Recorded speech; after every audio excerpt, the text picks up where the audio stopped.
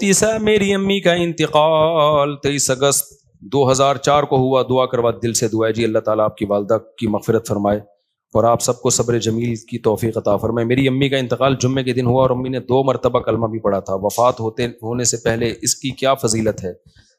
من کان آخر کلامہ لا الہ الا اللہ دخل الجنہ. نبی صلی اللہ علیہ وسلم نے فرمایا جس کا آخری کلام لا الہ الا اللہ تھا وہ جنت میں داخل ہوگا. لیکن بہرحال علماء نے اس حدیث کی تشریح میں لکھا ہے کہ اس سے وہ مراد ہے جو کبیرہ گناہوں سے بچتا ہو. تو اس طرح کی حدیثوں کا یہ مطلب ہوتا ہے. لیکن بہرحال حدیث کے ظاہری الفاظ یہی ہیں, اللہ کی رحمت سے امید لگائی جا سکتی ہے کہ شاید اللہ تعالیٰ, کیونکہ یہ بھی توفیق بھی ملنا بڑی بات ہے. موت کے وقت جو ہے نا اچھی حالت میں موت ہونا یہ اللہ کی بہت بڑی نعمت ہے. اس سے پناہ مانگا کرو کہ فلم دیکھتے ہوئے یا کوئی الٹا کام کرتے ہوئے موت آ جائے. اس سے پناہ مانگا کرو اللہ تعالیٰ. الٹے کام پہ آپ لوگ بہت ہنس رہے ہو, تو جو ہے پناہ مانگا کرو اللہ تعالیٰ کی. تو کوئی اچھے کام پہ نماز پڑھتے ہوئے روزہ رکھتے ہوئے اماں کے پاؤں دباتے ہوئے موت آئے نا ابا اماں کے, تو یہ اچھی موت ہے. مفتی صاحب یہ ہو گیا میرے بھائی وفات. اچھا میں اپنی والدہ سے بہت اٹیچ تھا. میری امی کینسر کی مریضہ تھی, میں ان کی تمام دیکھ بھال کرتا تھا, کوئی نہیں تھا. مجھے ان کے آخری لمحات یاد آ رہے ہیں. تو یہ والدین کا ٹاپک ایسا ہے نا کہ یہ میرے سامنے چھیڑا ہی نہیں کرو, سمجھ رہے ہو. تو دیکھو یہ اب موت تو ہو گئی, لیکن آپ کے لیے بھی اچھی موت ہے کہ آپ نے والدہ کی خدمت کی آخری عمر میں. تو جب والدہ کی خدمت کی تو مرنا تو تھا ہی نا, تو کتنی اچھی موت ہو گئی کہ آپ کو خدمت کی توفیق مل گئی. خدا نخواستہ کوئی جھگڑا ہو جاتا, کوئی اونچ نیچ ہو جاتی, وہ ناراض چلی جاتی ہیں, آپ ساری زندگی ایک غم رہتا.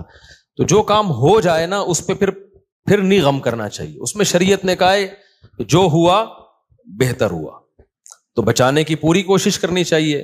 لیکن موت ہو گئی تو اب اس پہ صبر کرو, بولے یار چلو خدمت کا موقع تو مل گیا نا.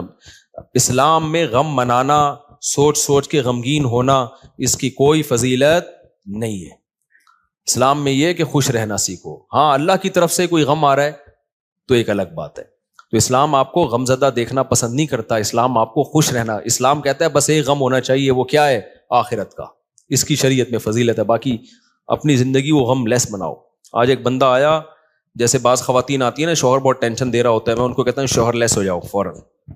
ٹینشن لینے کا نہیں. میں نے کہا شادی سکون کے لیے کی تھی نا, جب سکون ہی نہیں مل رہا تو میاں لیس, اس کو طلاق مانگو, اس سے کوئی بھی طریقہ اختیار کرو جان چھڑانے کا. تو کیونکہ بھائی اپنے سکون کے لیے کی ہے نا, ٹینشنوں کے لیے تھوڑی. ہاں تھوڑی بہت ٹینشن تو ہر گھر میں ہوتی ہے. اسی طرح ایک بندہ آیا, وہی چماٹ والا نا, ایک چماٹ لگایا تو بیوی نے 4 چماٹ لگا دیے. تو اور پتہ نہیں کیا کیا ہو رہا ہے. آپ لوگ کبھی میرے ساتھ خوشبو لگا کے آؤ, کبھی بیٹھو. اب ظاہر لوگوں کے راز فاش ہوتے ہیں اس لیے میں یہ باتیں کرتا نہیں, اور میرا مقصد کسی کا مذاق اڑانا نہیں ہوتا. سب کے ساتھ ایسا ہو سکتا ہے, لیکن میں صرف بتا رہا ہوں کہ سوسائٹی مارکیٹ میں ہو واٹس گوئنگ آن, مارکیٹ میں ہو کیا رہا ہے. تو ایسے موقع پہ پھر میں لوگوں کو ڈیورس کا مشورہ دے رہا ہوتا ہوں کہ بھائی جب اتنی نوبت ہے تو فارغ کرو میرے بھائی. پھر صبر کا فائدہ نہیں ہے ایسے موقع پہ, کیونکہ شادی سکون کے لیے کی جاتی ہے. تھوڑی بہت ٹینشنیں ہر گھر میں ہوتی ہیں, لیکن ٹینشنوں کی بھی ایک لمٹ ہوتی ہے. کچھ بھی نہیں سن رہی, اپنے آپ کو ماتحتی نہیں سمجھ رہی ہے, تمہیں اس نے خانسامہ بنایا ہوا ہے. اس کو سمجھانے کی ایک لمٹ ہوتی ہے. 6 مہینے اماں کے گھر بٹھا دو, شاید کچھ دن کے بعد ہدایت مل جائے, پھر بھی نہیں مل رہی تو بھائی تمیز سے علیحدگی اختیار کرو. تو وجہ اس کی ہے کہ اللہ نے ہمیں غمزدہ رہنے کے لیے پیدا بولو نہیں کیا. غم ایک ہی ہونا چاہیے, وہ کون سا ہے؟ آخرت. تو خوش رہنا چاہیے انسان کو. اللہ کو خوش لوگ کیا ہیں؟ پسند ہیں. نبی حضرت ابو ہریرہ نے فرمایا کہ نبی صلی اللہ علیہ وسلم نے جب بھی مجھے دیکھا ہے زندگی میں, کبھی ایسا نہیں ہو کہ آپ نے مجھے دیکھا اور مسکرائے نہ ہو. حالانکہ نبی کا غم سب سے بڑا غم تھا نا, امت کی فکر تھی.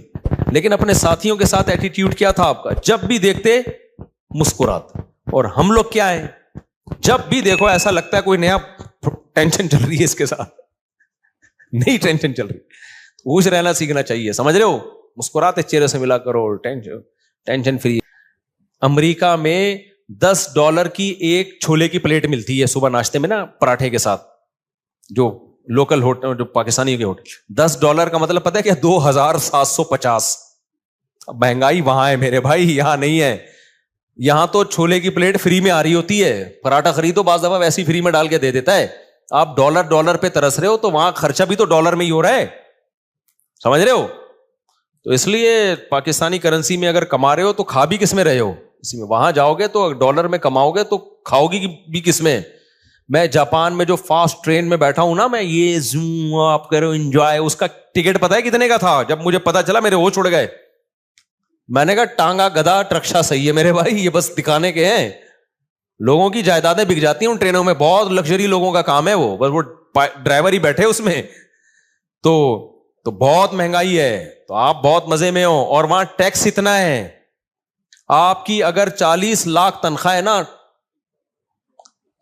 1 کروڑ آپ کی اگر تنخواہ, ایک مثال دے رہا ہوں تاکہ کیلکولیشن آسان ہو, تو 43 لاکھ روپے ٹیکس میں دینے ہیں آپ نے. یہاں اتنا ٹیکس تھوڑی ہے. پھر لوگ اس پہ خوش ہوتے ہیں, ہم ٹیکس دے رہے ہیں لیکن علاج ہمارا فری میں ہے, بچوں کی تعلیم ہماری فری میں. فری میں کہاں ہے؟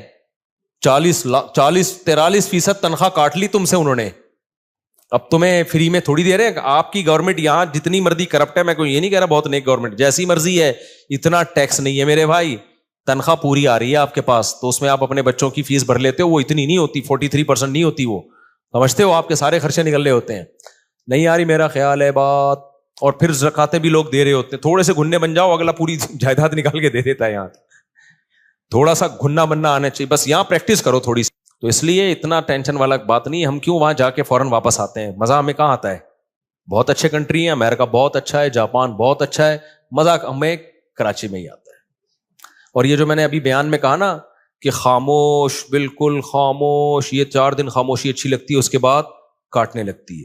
یہاں ریلیشن ہے, آبادی ہے, ایک بندہ پنجاب والا ملے گا, ایک پشتو والا ملے گا, ایک بلوچی ملے گا, ایک فلانا, ایک میکینک ملے گا, ایک فلانا ملے گا, ایک ڈاکٹر ملے گا, ایک سائنٹسٹ ملے گا, ایک سیاستدان ملے گا. ہر آدمی ہوٹل میں بیٹھ کے ایسے لگے گا یہاں سارے ہی پہنچے ہوئے لوگ ہیں, گپ شپ کا ماحول ہے. یہ سب کچھ وہاں پر نہیں ہے. خاموشی خاموشی خاموشی. ابے 4 دن تک خاموشی اچھی لگتی ہے, اس کے بعد میں نے کہا یار کوئی تھڑے نہیں ہے یہاں پہ, کوئی تھڑے ہوں یہاں پہ, کوئی بیٹھے ہوئے ہوں, کوئی بیٹھک ہو, کوئی گپ شپ ہو نا, ختم. تو ایک رشتے داروں میں ہوتی ہے وہ بھی رشتے بھی کیا ہو رہے ہیں, ختم ہوتے جا رہے ہیں, وہ بھی شارٹ ہوتے جا رہے ہیں. تو بس ہر آدمی انڈیویجولی لائف گزار رہا ہے, تو ایسے تھوڑی, تو ایسے تو زندگی کا سکون تھوڑی ملے گا. تو بہت سی چیزیں ہمارے یہاں پازیٹیو ہیں میرے بھائی, بس دعا کرو ہمارے یہاں صفائی ہو جائے اور لا کچھ قانون مضبوط ہو جائے, تو ہم ان سے اب بہت آگے ہیں. یہ 2 ہی چیزیں نہیں ہیں, اور یہ 2 ہی انہوں نے بیڑا غرق کیا ہوا ہے ہمارا. لیکن جب وہ تو بیڑا گورنمنٹ نے غرق کیا ہوا ہے نا, ہم تو خوش رہنے پر اللہ نے ہمیں پابندی نہیں لگائی. تو آپ اسی کو انجوائے کرو. دیکھو اب کراچی میں برساتی کھڈے کتنے ہو گئے نا بارش ہوتے ہی. اچھا کلائمیٹ ایسا چینج ہوا ہے کہ بارش بھی عجیب قسم کی ہو رہی ہے. ادھر آ رہا ہے کہ جی سمندری طوفان آ رہا ہے, اور واقعی آیا ہوا بھی ہوگا. اس کے پڑوس والے علاقے میں نلکے میں بھی پانی نہیں ہوگا. وہ کہہ رہے ہم تو سمجھ رہے تھے پورا طوفان آ رہا ہے, پانی پانی ہو رہی, تھے نلکے میں بھی پانی نہیں ہے. عجیب کراچی کا وہ, یعنی بارش ایسے ہو رہی ہے, انڈا موڑ پہ ہو رہی ہے, کلندری چوک پہ نہیں ہو رہی. عجیب ہی سیٹ اپ چل رہا ہے. تو انجوائے کرو اس کو. تو وہ دیکھو کتنے کھڈے ہیں نا, وہ ٹک ٹاکر نے کیسا انجوائے کیا کراچی میں بارش میں, جو کھڈے اتنے بات پہ آپ کو چھلانگے مار کے. تو اس نے اولمپک کی تیاری کر رہے ہیں نا گھر میں, لمبی لمبی چھلانگے مار رہے ہیں. ماں نے پوچھا اولمپک کی, کہہ رہے بعد میں پتا چلا یہ کراچی کے کھڈوں کو کراس کرنے کی ٹریننگ لے رہا ہے. میں نے کہا چلو اتنی ٹینشن میں اس نے. تو اس لیے جس حد تک ممکن ہے خوش رہنے کی کوشش کیا کرو. اللہ کو غمزدہ لوگ پسند نہیں ہے, ہر وقت دکھڑے, یہ ہو رہا ہے, فلانا ہو رہا ہے, ڈمکانا ہو رہا ہے.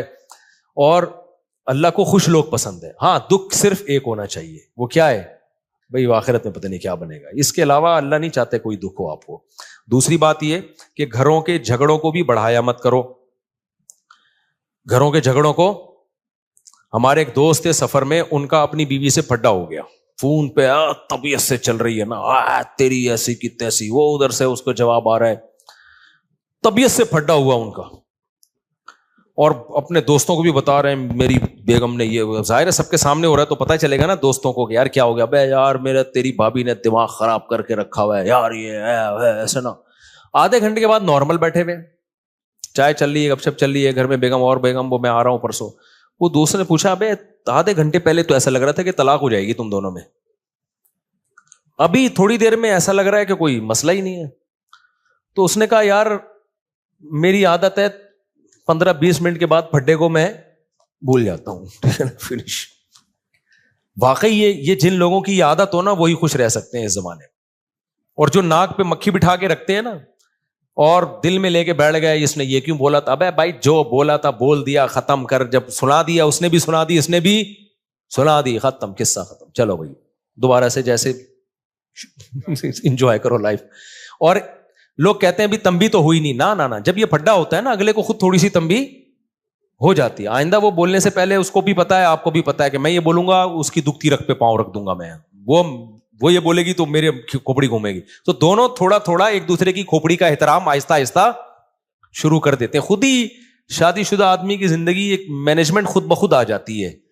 تو اگر آپ جو دل میں لے کے بیٹھ گئے, اس نے میرے کو یہ بولا تھا, اس نے یوں کر دیا تھا, اس نے, یار تمہیں ایک واقعہ سناتا ہوں اس سے بس, پھر میں بس آپ لوگ سے 2-4 سوال لے کے بیان ختم کرتا ہوں. اس سے بڑا کیا یعنی ایک طرح سے ظلم ہوگا کہ سیدہ عائشہ رضی اللہ تعالی عنہا پر جب تہمت لگی ہے نا, منافقین نے جھوٹی تہمت لگائی, اس میں حضرت مصطح رضی اللہ تعالی عنہ جو صحابی رسول ہیں وہ بھی اس پروپیگنڈے کا شکار ہو گئے تھے. وہ بھی منافقین کی باتوں میں آ گئے اور انہوں نے بھی حضرت عائشہ کے بارے میں یہ منافقین سے سن کے الفاظ کہے. حضرت عائشہ بیٹی کس کی ہیں؟ ابو بکر کی. آپ بتاؤ غیرت مند آدمی کو کتنا غصہ آئے گا نا. حضرت ابو بکر حضرت مصطح کے ساتھ مالی تعاون بہت زیادہ کیا کرتے تھے کیونکہ رشتہ دار بھی تھے اور غریب بھی تھے. جب حضرت ابو بکر کو پتا چلا نا میری بیٹی کے بارے میں انہوں نے یہ الفاظ کہے ہیں, تو حضرت ابو بکر نے قسم اٹھائی کہ آج کے بعد 1 روپیہ نہیں دوں گا, یعنی میں خرچ کر رہا ہوں ان پہ اور میری بیٹی پہ یہ بھی تہمت میں شریک ہو گئے. بعد میں جب قرآن کی آیتیں نازل ہوئیں, حضرت مصطح نے توبہ کی اور بہت گڑ گڑائے اللہ کے سامنے, توبہ کی, لیکن ابو بکر رضی اللہ تعالیٰ عنہ قسم اٹھا چکے تھے ان پہ میں خرچ نہیں کروں گا, میں نہیں خرچ کروں گا ان کے اوپر. لہذا انہوں نے کہ بھائی ٹھیک ہے آپ نے توبہ کر لی لیکن یہ ہلکا جرم تو نہیں ہے نا. کتنی بڑی شخصیت بھائی, سیدہ عائشہ نبی کی زوجہ بھی ہیں اور ابو بکر کی بیٹی بھی ہیں, تو نبی نے بھی معاف کر دیا ان کو. کتنا بڑا ظرف یار بھائی, جب گڑ گڑا لیے توبہ کر لی ہے تو معاف کر دیا, کیونکہ نبی کے سامنے بڑا ویژن ہے نا. جو چھوٹے یعنی گھروں میں چھوٹے چھوٹے جھگڑوں کو لے کے لمبے چلتے ہیں نا, وہ دنیا میں کوئی بڑا کام نہیں کر سکتے, وہ بس انہی میں الجھ کے رہ جاتے ہیں. تو نبی صلی اللہ علیہ وسلم نے تو معاف کیا ہی, ابو بکر نے معاف نہیں کیا. انہوں نے کہا ٹھیک ہے میں کوئی انتقام نہیں لے رہا, لیکن جیسے میں پہلے خرچ کرتا تھا نہیں کروں گا خرچ. سورہ نور کی آیتیں نازل ہوئیں, وَلَا يَأْتَلِ أُولُو الْفَضْلِ مِنْكُمْ وَالسَّعَةِ أَنْ يُؤْتُوا أُولِي الْقُرْبَى وَالْيَتَامَى وَالْمَسَاكِينَ. فرمایا اللہ تعالیٰ نے کہ تم میں جو قرابت دار ہیں تو جن لوگوں نے ان پہ خرچ نہ کرنے کی قسم اٹھائی ہوئی ہے وہ اپنی قسموں کو توڑ دیں. الا تحبون ان یغفر اللہ لکم, کیا تم چاہتے نہیں ہو کہ اللہ تمہاری غلطیوں کو بھی معاف کرے؟ یعنی تم یہ چاہتے ہو نا کہ اللہ تمہاری غلطیوں کو بھی معاف کرے. یہ کس کو تنبیہ ہو رہی تھی؟ ابو بکر کو. اللہ نے نام نہیں لیا. اللہ میاں بھی کیسی دیکھو نصیحتیں کرتے ہیں نا, عزت کا خیال کر کے جنرلی بتا رہے ہوتے ہیں کہ کوئی کسی رشتہ دار پہ خرچ کرتا تھا اور قسم اٹھا لی ہے کہ نہیں کروں گا, تو وہ قسم توڑ دے اور خرچ کرنا شروع کر دے, معاف کر دے. وَلْيَعْفُوا وَلْيَصْفَحُوا, چشم پوشی سے کام لیں, درگزر کرے.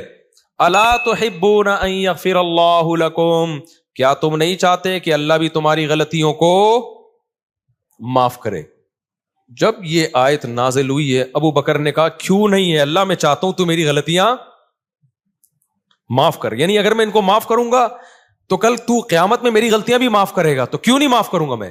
کتنی بڑی غلطی کو معاف بھی کیا اور دوبارہ حضرت مصطح کو پر صدقہ کرنا شروع کر دی.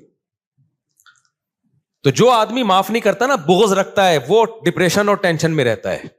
اور جو دماغ کو صاف اور پاک کر کے سوتا ہے کہ یار جو تھا قصہ ختم, تو وہ ڈپریشن سے آزاد ہوتا ہے. تو ہم لوگ جھگڑوں کو لے کے بیٹھے رہتے ہیں اتنے لمبے لمبے, کس نے میرے کو یہ بولا تھا, اس نے میرے کو یہ بولا تھا, اس نے مجھے یوں کیا تھا. ابے چھوڑ دے یار, ٹھیک ہے اپنے آپ کو بھی ریلیکس کر, دوسرے کو بھی ٹینشن سے باہر نکال. تو اس لیے میرے بھائی خوش رہنا سیکھو, اور جس آدمی کے دل میں کینہ ہو, بغض ہو, چیزوں کو لے کے بیٹھتا ہو, وہ کبھی بھی خوش نہیں رہ سکتا, جلتا کڑتا ہی رہتا ہے, منفی باتیں ہی کرتا رہتا ہے. تو دل کو صاف رکھنا چاہیے انسان کو تاکہ آگے چلے, پھر وہ آگے کے کام کر سکے. انہی میں الجھ کے رہ جائے گا نا. ایک کسٹمر نے یوں کر دیا تھا تو اس کو سنا دی, وہ کسٹمر ہی مارکیٹ سے شارٹ ہو گیا, کاروبار اپنا ٹھپ ہو گیا. تو کوئی سوال کسی نے پوچھنا ہے تو بھائی پوچھ لے، پھر ختم کرتے ہیں. اللہ،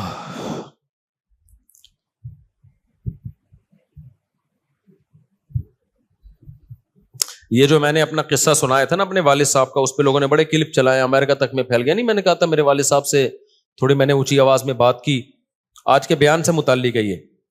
میں نے بتایا تھا نا میری ایک دفعہ والد صاحب سے اونچی آواز میں بات ہوئی تو میں نے سوتے ہوئے والد صاحب کو اٹھا کے معافی مانگی. یہ کلپ بڑا وائرل ہوا، اچھا ہے.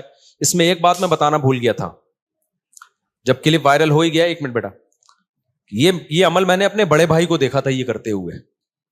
میرے بڑے بھائی کے ساتھ اس طرح والد صاحب نے ایک دفعہ ہاتھ بات اٹھایا تھا ان کے اوپر، تو شاید ان کی زبان اڑ گئی تھی. تو میں نے اپنے بڑے بھائی کو دیکھا کہ انہوں نے جا کے والد صاحب سے معافی مانگی. تو یہ میں بتا رہا تھا نا کہ جو چیز دیکھتا ہے انسان وہ سیکھتا ہے. تو مجھے اپنے بڑے بھائی کا یہ عمل میرے دماغ میں انسٹال ہو گیا تھا کہ یار اگر بڑوں سے کبھی ایسا ہو بھی جائے تو معافی مانگی جاتی ہے. تو اس لیے میں کہتا ہوں کہ اپنے ماں باپ کی خدمت اپنے بچوں کے سامنے کر لو، تاکہ تمہارے بچوں کو پتا چلے کہ انہوں نے بھی تمہیں بڑھاپے میں سنبھالنا ہے. سمجھتے ہو گے نہیں سمجھتے؟ اپنی ماں کی خدمت اپنے بچوں کے سامنے کر لو تاکہ بچوں کو پتا چلے کہ جو تمہاری بیٹیاں ان کو پتا چلے کہ بھائی ہم نے بھی اپنی ماں کو بڑھاپے میں سنبھالنا ہے.